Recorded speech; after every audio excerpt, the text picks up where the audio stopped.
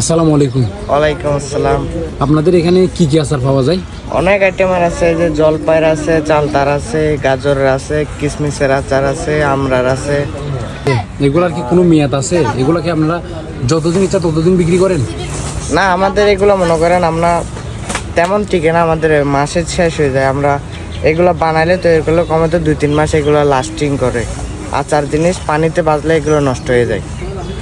আপনাদের এখানে আচারের মধ্যে যে জিনিসটা আমার ভিন্ন মনে হয়েছিল বা ইউনিক লাগছিল সেটা হচ্ছে যে কি মরিচের আচার করছেন আপনারা। হ্যাঁ, এটা বাদ দিয়ে খাওয়ার জন্য। এটা বাদ দিয়ে খাওয়া যায় না? এমনিতে খাওয়া যাবে না মরিচের আচার? এমনি তো খাওয়া যাবে, যারা ঝাল সহ্য করতে পারে তারাই খেতে পারবে। যারা যা সহ্য করতে পারে তারা মরিচের আচারটা খাইতে পারবে। এখানে কিন্তু মাছি বসতেছে, হ্যাঁ মাছি মাছি ভাই কিন্তু এটা- আমাদের স্বাস্থ্যের জন্য ক্ষতিকর।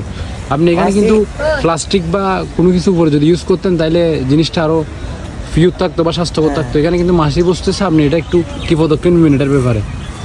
এটা আমরা এমনিতে প্যাকেট মারবো এটা।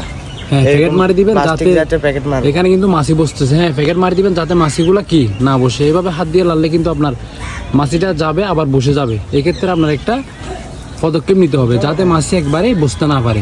আপনি যদি এখানে প্লাস্টিক মারি দেন তাহলে কি হবে? মাছি বসবে না। আপনি সেগুলা প্লাস্টিক দিয়ে কি করে রাখবেন? লাগিয়ে রাখবেন যাতে মাছি বসতে না পারে, যাতে আসার মাছি বসতে না পারে। প্লাস্টিক দিয়ে কি করে রাখবেন? লাগিয়ে রাখবেন, তাহলে জিনিসটা স্বাস্থ্যসম্মত হবে। হ্যাঁ।